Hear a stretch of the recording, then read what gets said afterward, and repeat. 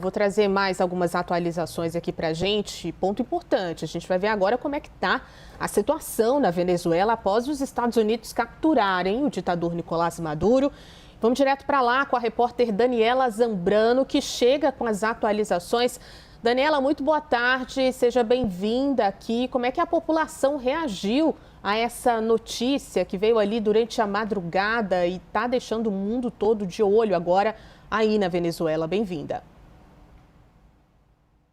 Muito boa tarde. Eu estou na Nova Esparta, na Ilha de Margarita, e cá as pessoas ficaram em calma, mas depois das 7 da manhã, tinha longas filas de gente para abastecer no posto de gasolina, no supermercado, nas farmácias. A gente foi à rua, mas para comprar alimentos.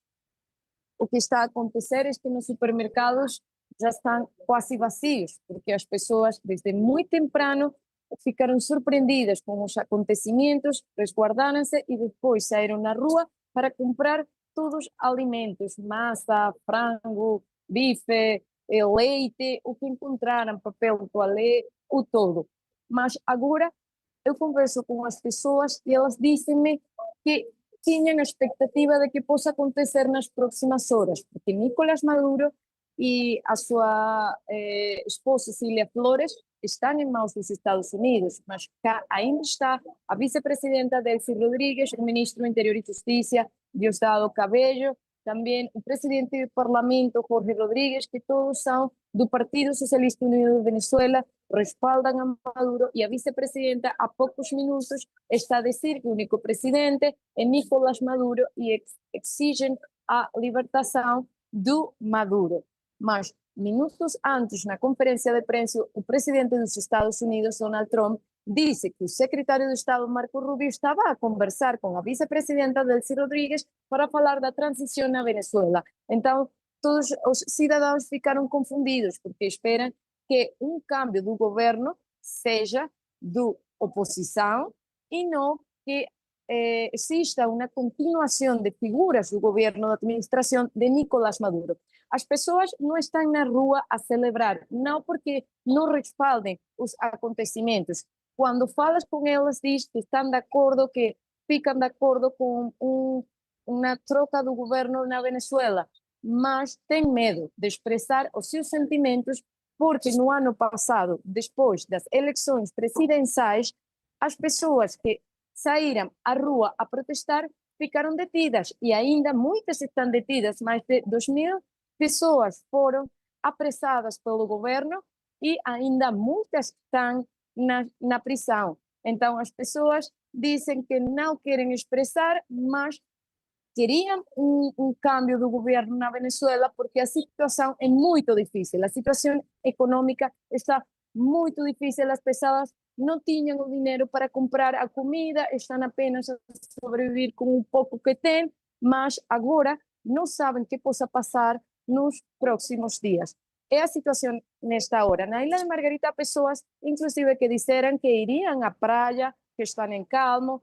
As ruas estão praticamente vazias. Em Caracas passa igual. A gente que saiu foi à farmácia, foi ao supermercado, na drogaria, mas não foi nem para celebrar, nem para protestar. Só um grupo minoritário, chama-se coletivos, são pessoas armadas pelo governo, à margem da lei, ficaram ao redor do Palácio de Miraflores para pedir o retorno de Nicolás Maduro. Também alguns deputados da Assembleia Nacional, mas não a gente. O governo chamou a gente na rua e a gente não saiu. Os que apoiam ao governo de Nicolás Maduro.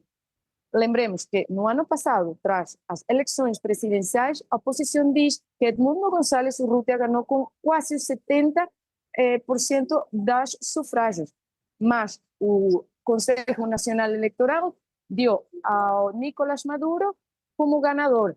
As pessoas protestaram, mas depois da arremetida, as pessoas ficaram com medo e não saíram mais à rua. Toca, Daniela, num ponto que é essencial nessa discussão, né, sobre como o desejo da população vai ser ou não considerado, né, nesse momento delicado, que não é nem de transição ainda de governo, porque ainda não se sabe o que vai acontecer. A gente teve um pronunciamento da vice, Delcy Rodrigues, falando que não vai recuar, não vai abrir esse espaço ali para fazer algum tipo de acordo com os Estados Unidos. E aí queria te perguntar sobre comunicação. Como é que vocês recebem esses comunicados oficiais de um governo que agora, né, a gente teve a saída, a retirada, a força do ditador Nicolás Maduro. Como é que as pessoas recebem essas informações? A maioria das informações são através das redes sociais. O canal de Estado ficou sem notícias quase 3, 4 horas e depois anunciou este comunicado do governo para rechazar o que considera ataques dos Estados Unidos. Mas os jornalistas têm grupos de WhatsApp, onde o Ministério de Comunicação e Informação está mandando. Nós estamos tentando restabelecer a conexão com Daniela Zambrano, que é a nossa correspondente na Venezuela. Estava nos contando sobre a situação agora ali no país, depois da retirada do ditador Nicolás Maduro. Há ali até um silêncio nas ruas. Vamos tentar restabelecer essa conexão que ela estava falando. E as pessoas com medo de saírem às ruas, porque lembram do que aconteceu nesse regime de repressão há pouquíssimo tempo, né? Quem era contrário a Nicolás Maduro foi preso por protestar. Tem muita gente desaparecida, inclusive. Vamos voltar então para essa conexão restabelecida. Daniela, nós conversávamos agora sobre comunicação. Como é que vocês estão recebendo as atualizações sobre o que está acontecendo, sobre o que aconteceu com o Nicolás Maduro e como é que está a comunicação oficial aí na Venezuela? A principal informação vem de fora, do governo dos Estados Unidos. O governo venezuelano ficou completamente calado quando aconteceram os hechos. Muitas instalações militares foram bombardeadas às 2 da madrugada, hora local, e o governo não tinha dito nada.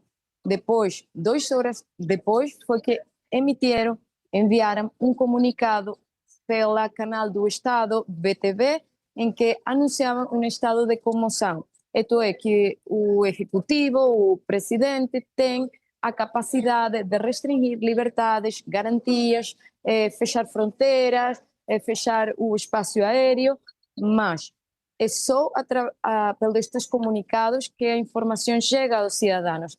A maioria da informação vem da fora, do estrangeiro, as pessoas que estão afora, que informam as pessoas dentro da Venezuela o que está a acontecer. Agora, Daniela, a gente também estava falando, você falava agora há pouco, está num supermercado nesse momento, né, mostrando a situação das prateleiras que vão ficando vazias, que não é uma novidade, mas que agora, né, começa novamente esse processo das pessoas tentarem estocar comida, com medo de ficar sem. Outros setores, além da alimentação, do setor de supermercados, também estão sendo impactados. Qual é o medo da população de ficar sem os serviços básicos por aí? Os comércios fecharam, quase em sua totalidade. Só estão abertos padarias, supermercados, droguerias, venda de comida, principalmente. Os comércios em geral estão fechados, as ruas estão desoladas, mas o serviço não está funcionando normalmente. As comunicações estão a falar em alguns sítios. Sabemos, em Caracas, algumas pessoas que das madrugada não têm serviço elétrico. Estão no supermercado e quase 4 vezes o serviço elétrico está a falar. Não funciona. Então, é uma situação um pouco difícil para os cidadãos, mas há zonas em que está tudo calmo, os serviços funcionam, a eletricidade, o água, mas na ilha onde eu estou, o estado de Nova Esparta, o água normalmente cá chega cada 45 dias. É a situação normal, não é só porque está a acontecer isto. Normalmente chega cada 45 dias. O serviço não funciona, é muito mal. E por isso as pessoas estão cansadas desta situação e alegram-se porque possa acontecer um câmbio do governo na Venezuela. Mas as comunicações estão a funcionar, na Ilha Nova Esparta, mas em Caracas há umas antenas que foram destruídas com os bombardeos e não todas as pessoas têm acesso à internet.